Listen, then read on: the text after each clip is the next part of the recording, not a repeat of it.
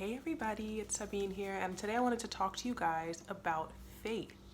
And in that I mean, that's a word we hear often, it's a word we use, but have you ever stopped to define for yourself, like, what does faith mean? Why is it important? And then how can you grow it or build it so that you can use it in your life, right? So that's what we're going to talk about. What does it mean? Why is it important? And how do we grow it and exercise it? So to start, the reason why I even got onto this topic was I was doing my morning devotional in the Bible app. And the one I was doing is really good. It's called Undaunted, if you're interested. But this is a scripture that came up. It says, have faith in the Lord your God and you will be upheld. And I'm like, just off the strength of your faith alone, you can be upheld. The question is, do you understand what faith is? Do you know how to use your faith? And do you know how to empower yourself and really even empower God to do what he wants to do in your life through your faith? So that's why we're going to talk about faith today. So first things first, we're going to define it. So what is faith? And according to the Bible, the definition says faith is confidence in what we hope for and assurance about what we do not see. And that's Hebrews 11, 1 through 2. And it's not something you can hold. It's not something you can see. It's truly your belief in, is this thing that you hope for? Is this thing that you believe? How do you stay assured that it is? And that very faith is what's going to bring that thing to pass or make it happen in your life. So we're going to get into it further. Anyhow, now we define what faith is, right? And now we're going to talk a little bit about the applications of faith and why it's important to God, right? So obviously faith is something, like I said, you could have faith even if you are not having your faith in God, right? Because even if you are living in fear or you're living life, maybe, you need to change some things in your life, you still have faith in what you're doing. You still think that if I do X, Y, and Z, it's going to give me this result, right? So it's still that confidence in what you hope for and assurance of what you don't see.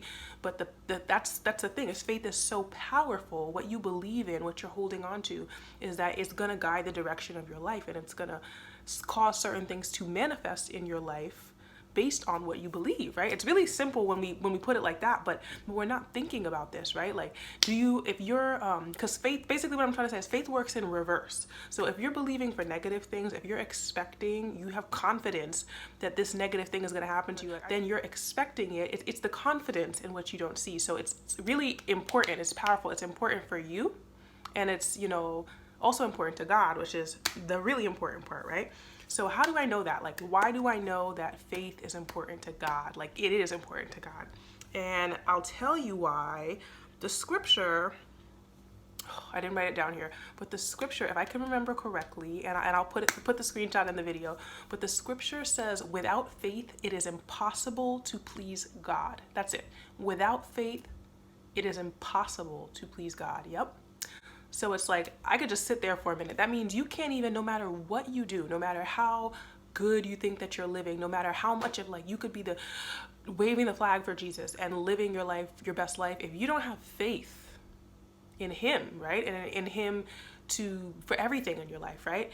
Right? Do you have faith that God can, whatever the case may be, that he can, heal you, that he can restore you emotionally, physically, that he can restore your family, that he can, work on your daughter and your son and your marriage, that he can get you a new job if you're waiting for a new job, that he has a good plan for you and that he will bring it to pass what he said, then, God is he's not pleased, I guess is the best way you could say it. Like, I feel like it disappoints him. It makes him like a little bit sad almost when you don't believe him to do the things he says he's going to do, or if he tells you he's going to bring certain things to pass in your life, and then you keep doubting him, or you start working toward it, but then you're like, no, I'm not going to do that, or you dismiss the ideas that he gives you that he wants you to pursue.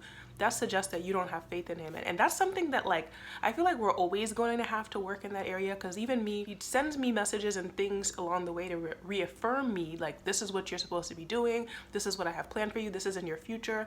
And I'll still, like, sometimes have moments where I doubt, or I lose my faith, or I get down and I'm like, why am I even doing this? And then I have to remind myself, like, stop it, because whatever you're having faith in, if I'm having faith for the reverse, that's why faith is important, right? We talked about what it is, right? The substance of, you know, what you hope for, assurance about what you don't see. We talked about why it's important, because it makes things happen in your life, and because more importantly, it's impossible to please God without faith. And now the last thing is I want to explain to you, now let's say you're like, oh my gosh, like I'm realizing like I really do need to like do a little check on my faith. Like I need to realign my faith and I need to grow in my faith, because interestingly enough, like faith is also something, I don't want to say you can have a quantity of faith, but the Bible does say that God gives each person a measure of faith, right? But it also suggests that you can grow your faith, right? So that's where we're going to jump into this scripture, which is Romans 10:17.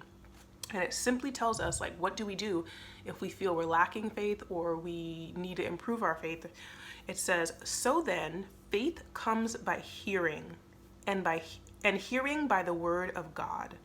Simple as that. So basically that's telling us faith comes by hearing. Like, what does that mean? It means, you know, hearing the word of God, hearing, and also hearing, I think even testimonies of things that have happened to other people, other people's experiences with their faith. So, and there's so many different ways you can look at this, right? So obviously, first things first, the word of God is the Bible.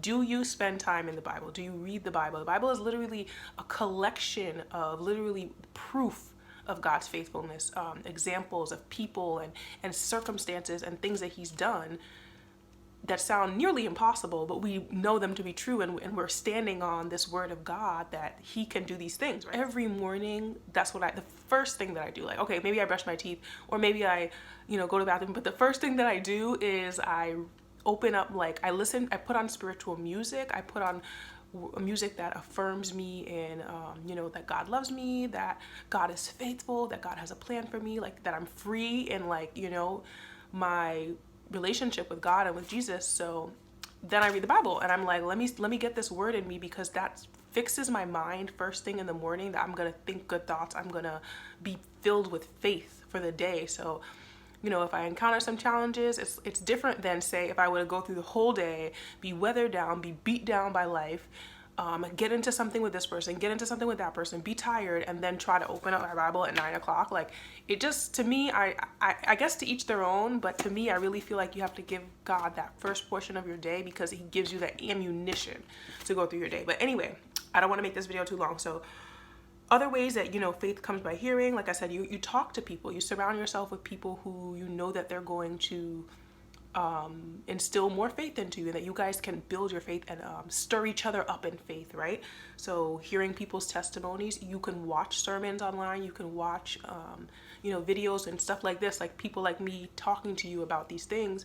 And that's what it means when it says it comes by hearing. It even comes from you speaking over your life, like the words that come out of your mouth, speaking faithful words and stuff over your life, you know? So if you're in a bad funk, but you say out loud, like, I'm turning my attitude around, like, that's it, like, enough of that, like, I believe God is going to handle this situation, and I'm going to put these negative thoughts to bed. Not saying it's going to fix the situation overnight, but you will have spoken it into the atmosphere. So for the rest of that day, you're going to have a little bit more awareness of when your thoughts start to go shift back into those, like, the reverse faith, as I call it, right? So I'm going to give you some homework. I want you to look at these different scriptures. All of them talk about some important aspects of faith. For example, Matthew 17:20, it talks about how you could have faith as small as a mustard seed, but you can move a mountain with that faith. Another one that I love is Romans 4:20 through 22. Abraham never wavered in believing God's promise. In fact, his faith grew stronger, and in this he brought glory to God. So just by your faith growing more, you bring God glory, right? It continues to say, he was fully convinced that God is able to do whatever he promises, and because of Abraham's faith, God counted him as righteous. So that is beautiful. And yeah, I hope that these kind of inspired you. And like I said, do your homework, read on these, meditate on faith. But I'm really glad you guys tuned into this, and I pray that, you know, we all, like I said, we all have a measure of faith, but we can grow our faith, and that I pray that you have awareness over your thoughts and your beliefs about, you know, where you're putting your faith. So not to have reverse faith, but that you have faith in what God says he's gonna do. And I pray for you that anything else that you need help with, that you hand it over to God, and that you have faith that he's going to bring the best outcome out for you in your life. So thank you for tuning in, and keep the faith.